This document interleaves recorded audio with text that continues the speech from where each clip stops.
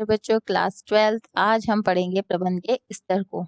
प्रबंध एक सार्वभौमिक शब्द है। सार्वभौमिक यानी जो सभी जगह प्रयुक्त हुआ जाता है, जिसे किसी उद्यम में संबंधों के समूह में एक दूसरे से जुड़े लोगों द्वारा कुछ कार्यों को करने के लिए उपयोग में लाया जाता है। जी हाँ, जो कि उद्यम में अलग अलग प्रकार के जो लोग हैं उनको कुछ कार्य करने के लिए साथ में मिलकर लाया जाता है, उपयोग में लाया जाता है। प्रत्येक व्यक्ति का संबंधों की इस श्रृंखला में किसी न किसी कार्य विशेष को पूरा करने का उत्तरदायित्व होता है और यहाँ पे जो भी व्यक्ति कार्य कर रहे हैं उनका अपना अपना उत्तरदायित्व होता है। इस उत्तरदायित्व को पूरा करने के लिए उसे कुछ अधिकार दिए जाते हैं। अब इन उत्तरदायित्वों को जिम्मेदारियों को पूरा करने के लिए उन्हें कुछ अधिकार दिए जाएंगे व्यक्तियों को, अर्थात निर्णय लेने का अधिकार उन्हें दिया जाता है।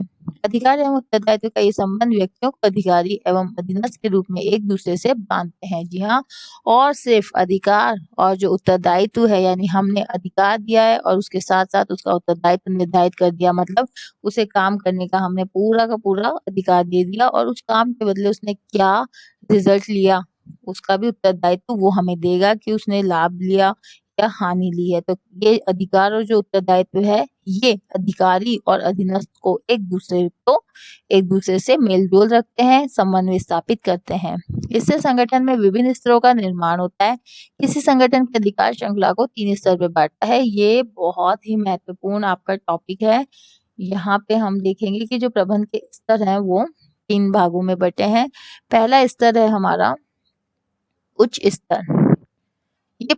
ये संगठन के वरिष्ठतम कार्यकारी अधिकारी होते हैं। वरिष्ठतम यानी जितने भी बड़े काम करने वाले अधिकारी होते हैं वो उच्चतम स्तर में बैठते हैं। उच्चतम स्तर का प्रबंध कहते हैं उन्हें, जिन्हें कई नामों से पुकारा जाता है। यहाँ पे चेयरमैन बैठता है, मुख्य कार्यकारी अधिकारी बैठता है, यहाँ पे साथ में मुख्य प्रचालन अधिकारी भी बैठेगा, यहाँ प्रधान भी बैठेगा, यहाँ उप प्रधान भी बैठेगा। ऐसे बड़े बड़े अधिकारीगण इस उच्च स्तरीय प्रबंध में होते हैं। उच्च प्रबंध विभिन्न कार्यात्मक स्तर के प्रबंधकों की टीम होती है। जी हाँ, और इसी के साथ में जो उच्च प्रबंध है, अलग अलग कार्यात्मक स्तर के जो प्रबंधक हैं उनकी एक हम टीम मान लेते हैं कि वो कार्यात्मक स्तर के जो प्रबंधक है वो यहाँ मिलकर काम कर रहे हैं।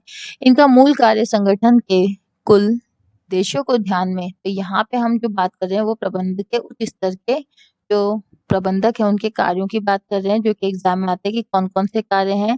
तो पहला, विभिन्न तत्वों में एकता लाना। जितने भी विभिन्न तत्व हैं, कर्मचारी हो, संसाधन हो या कार्य हो, उनमें ये एकता लाते हैं।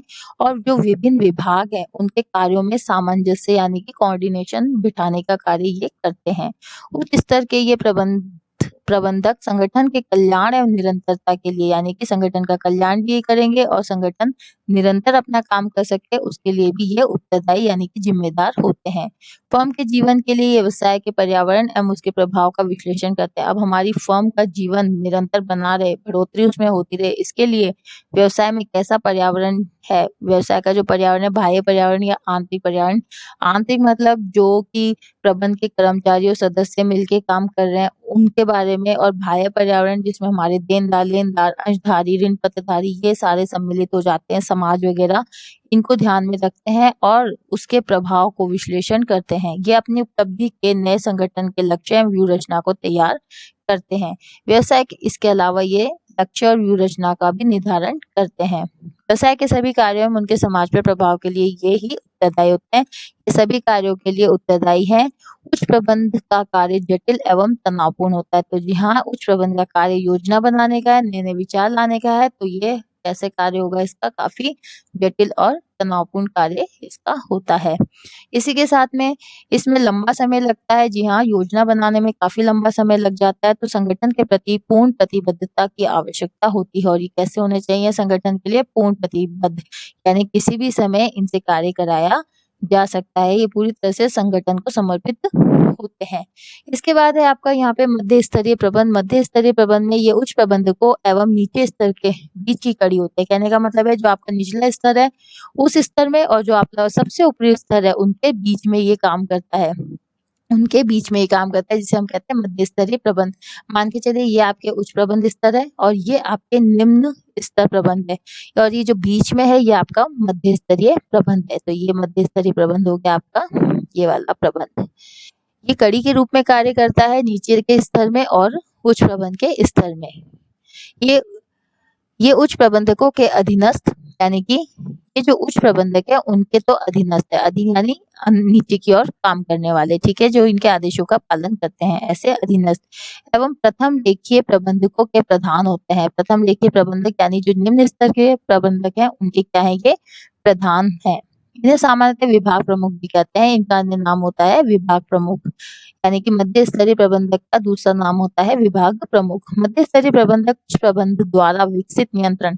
अब यहाँ पे हम वापस से इनके कार्य की बात कर लेते हैं, जो कि प्रश्न बनता है। उच्च प्रबंध द्वारा जो विकसित नियंत्रण और योजनाएं हैं और व्यूह रचना है उनका ये आगे क्रियान्वयन करते हैं। इसके साथ साथ ये प्रथम रेखीय प्रबंधकों के सभी कार्यों के लिए उत्तरदायी होते हैं। इनका मुख्य कार्य उच्च स्तरीय प्रबंधकों द्वारा तैयार जो योजना है उनको पूरा करना है। मतलब उच्च स्तरीय प्रबंधक तो योजना बना देंगे, लेकिन उसे तैयार कौन करेगा, ये मध्य स्तरीय प्रबंधक। इसके लिए उच्च प्रबंधकों द्वारा बनाई गई योजना की ये व्याख्या करते हैं, अपने विभाग के लिए पर्याप्त संख्या में कर्मचारियों को सुनिश्चित करते हैं और इनकी योजनाओं का पालन करने के लिए पर्याप्त मात्रा में लोग हो, कर्मचारी हों, उनका भी ध्यान रखते हैं। उन्हें आवश्यक कार्य एवं दायित्व सौंपते हैं और कर्मचारियों को ये आदेश अनुसार जो वो आदेश देते हैं उस आदेश को पूरा करने के लिए क्या क्या काम करने हैं उसके लिए कर्मचारियों को नियुक्त करते हैं। साथ में उनको कार्य देते हैं और दायित्व भी देते हैं। इच्छित उद्देश्यों की प्राप्ति तो अन्य विभागों से सहयोग करते हैं और यहाँ तक कि अगर कार्य जरूरत पड़े तो अन्य विभागों से सहयोग लेने का कार्य भी यही करते हैं। इसके साथ साथ वे प्रथम पंक्ति के प्रबंधकों के कार्यों के लिए उत्तरदायी होते हैं। जी हाँ, और जो प्रथम पंक्ति के प्रबंधक है उनके काम के लिए भी यही उत्तरदायी होते हैं। मतलब अगर इन्होंने ये नहीं है कि बस जो इनके नीचे काम कर रहे हैं अधीनस्थ उन्हें काम दे दिया, आदेश दे दिया और अब ये अपने उत्तरदायी से मुक्त हो गए, नहीं, अगर वो गलत कार्य करते हैं तो भी उच्च प्रबंधक को यही जवाब देंगे और अगर सही कार्य करते हैं तो भी इन्हीं लोगों को जवाब देना होता है। या प्रचालन प्रबंधक, जी हाँ, या तो पर्यवेक्षी या प्रचालन प्रबंधक इन्हें कहा जाता है। संगठन की अधिकार पंक्ति में फोरमैन एवं पर्यवेक्षक ये दोनों निम्न स्तर पर आते हैं। तो आपको इनका नाम अच्छे से याद करना है कि निम्न स्तर पे कौन कौन प्रबंधक आते हैं, फोरमैन और यहाँ पे पर्यवेक्षक। पर्यवेक्षक कार्यबल के कार्यों का प्रत्यक्ष रूप से अवलोकन करता है। यहाँ पे पर्यवेक्षक क्या करता है, पर्यवेक्षक जितने भी कार्य होते हैं उनका अवलोकन यानी उन्हें देखता है कि कार्य किस प्रकार हो रहा है। इनके अधिकार एवं कर्तव्य उच्च प्रबंधकों द्वारा बनाई गई योजनाओं द्वारा निर्धारित होते हैं। अब योजना किस प्रकार की है, इस हिसाब से इनके पर्यवेक्षकों के या फिर फोरमैन के क्या निर्धारित हो जाते हैं, यहाँ पे उत्तरदायित्व निर्धारित हो जाते हैं। पर्यवेक्षण प्रबंधकों की संगठन में महत्वपूर्ण भूमिका होती है क्योंकि ये सीधे वास्तविक कार्यबल से संवाद करते हैं। अब पर्यवेक्षक यानी सुपरवाइजर, सुपरवाइजर क्या करता है, जहाँ पे कर्मचारी लोग कार्य करते हैं वहां पे जाकर उनके कार्यों का निरीक्षण करता है। इसलिए सीधे वास्तविक जो कार्यबल यानी जो कर्मचारी है उनसे ये सीधे संवाद करते हैं एवं मध्य स्तरीय प्रबंधकों के दिशा निर्देशों को कर्मचारियों तक पहुंचाते हैं। और अब यहाँ पे जो मध्य स्तरीय प्रबंधक है, जो जस्ट इसके ऊपर का अधिकारी है, उसके द्वारा जो दिशा निर्देश दिए गए हैं वो कर्मचारियों तक पहुंचाने का कार्य भी यही करते हैं। इन्हीं के प्रयत्नों से उत्पाद की गुणवत्ता को बनाए रखा जाता है। अब इनके कार्य हम यहाँ पे पढ़ लेते हैं कि इनके कार्य क्या है। सबसे पहले तो इनके कार्य में उत्पाद की गुणवत्ता को